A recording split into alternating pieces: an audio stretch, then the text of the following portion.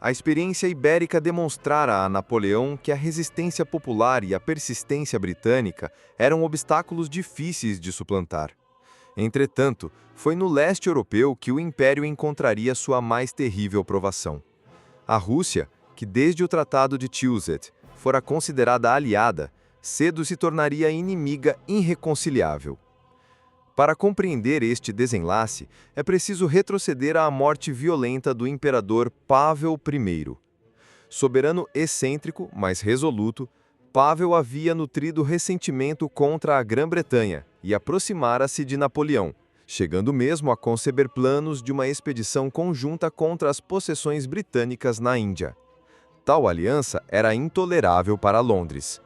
Na noite de 23 de março de 1801, Pavel foi assassinado num golpe palaciano conduzido por nobres de sua própria guarda, mas instigado e financiado pela inteligência britânica. Com sua morte, o trono passou a seu filho, Alexander I, que fora envolvido, ainda que indiretamente, na conspiração.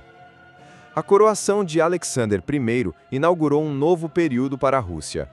Jovem, instruído e moldado pelo iluminismo, ele se apresentava como soberano moderno, mas também como protetor das tradições russas. Sua política oscilava entre pragmatismo diplomático e uma profunda desconfiança da França revolucionária e de seu novo imperador.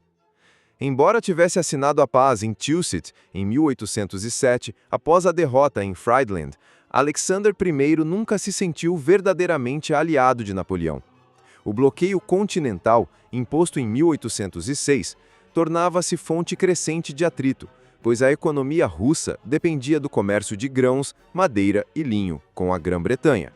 Ao longo dos anos, as pressões napoleônicas para que a Rússia fechasse seus portos tornaram-se insustentáveis. Em 1810, Alexander I rompeu discretamente com o sistema continental, permitindo a entrada de navios britânicos em portos russos. Este gesto foi percebido por Napoleão como traição e prelúdio inevitável da guerra. Convencido de que precisava esmagar a Rússia para preservar o prestígio e a eficácia do bloqueio continental, Napoleão reuniu a mais colossal força que a Europa já vira, o Grande Armée, composto de mais de 600 mil homens, vindos não apenas de França, mas também de estados vassalos e aliados. Em junho de 1812, a invasão teve início. Cruzando o rio Niemen, Napoleão esperava uma campanha rápida, imaginando que a destruição de alguns exércitos inimigos forçaria Alexander I a pedir paz. No entanto, os russos empregaram tática diferente. Recuavam continuamente, destruindo campos e depósitos, negando aos invasores qualquer sustento. No início, os franceses escolheram vitórias táticas. Em Smolensk, por exemplo, conseguiram desalojar os russos, embora à custa de grandes perdas.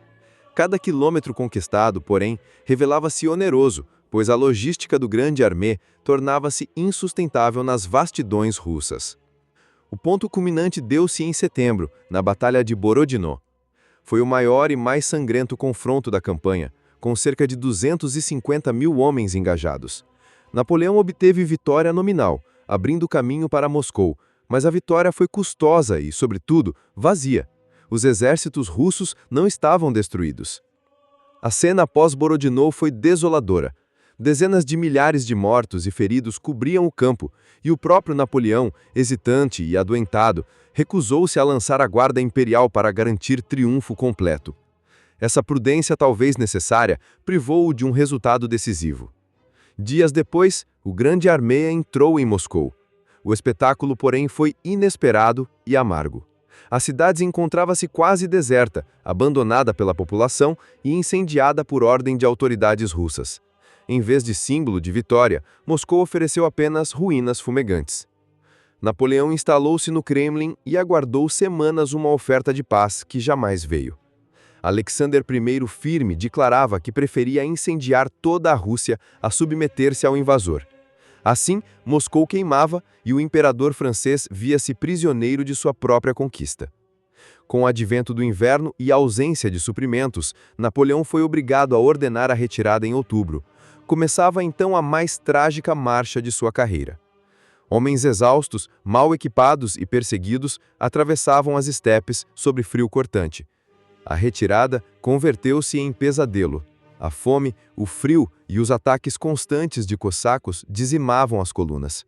Regimentos inteiros desapareciam. O grande armê, que cruzara o rio em Iêmen como força colossal, desintegrava-se em bandos famintos e desmoralizados. Os russos, sem arriscar grandes batalhas, limitavam-se a hostilizar incessantemente os franceses. Essa guerra de atrito, somada às condições implacáveis do inverno, multiplicava as perdas. O mito da invencibilidade napoleônica começava a ruir.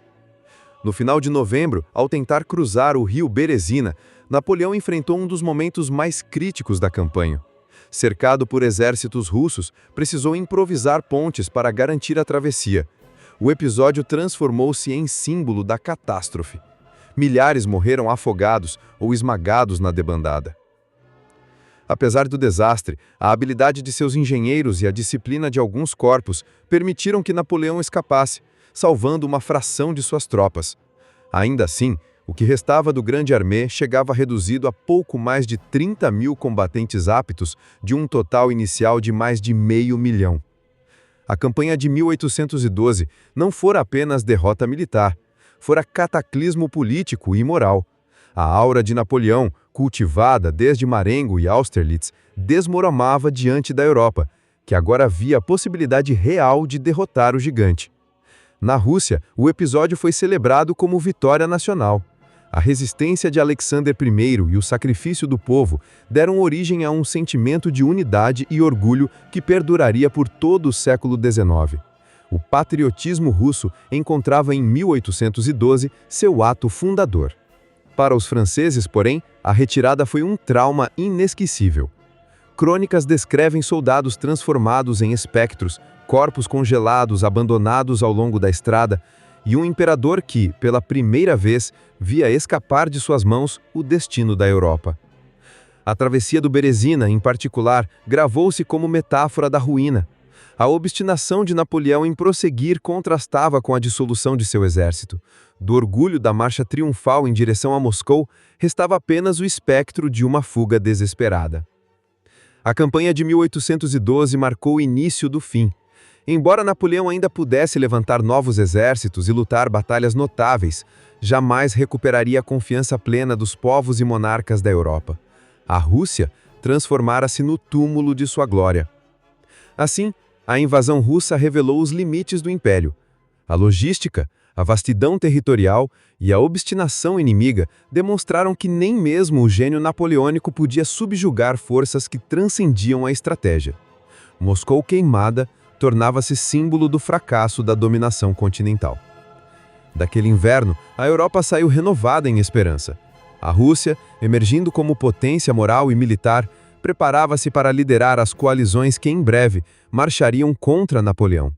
E o grande armê, outrora invencível, não passava da sombra de si mesmo.